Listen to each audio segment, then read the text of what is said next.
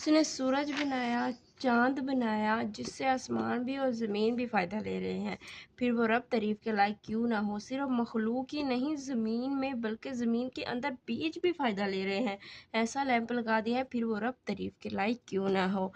تو کون سی ذات ہے جو بیج کو طاقت دیتی ہے، جب پہلے وہ اگے، پھر تنا بنے، پھر اس سے پھل نکلے؟ کون سی ذات ہے؟ انڈا ایک مردہ چیز ہے، زندہ مرغی سے نکل رہا ہے، اور مردہ انڈے سے زندہ مرغی نکل رہی ہے۔ جان بخشنے والی اللہ کی ذات ہے۔ اگر ہم کوئی کھلونا بناتے ہیں تو کیا ہم مٹی کا کھلونا بناتے اس میں جان ڈال سکتے ہیں؟ لیکن اللہ نے انسان کو بنایا، پھر اس میں جان ڈالی مٹی سے بنا کے۔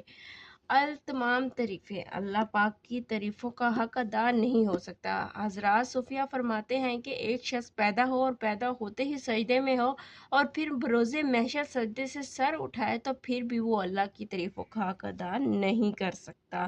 صلو علی الحبیب صلی اللہ تعالی علیہ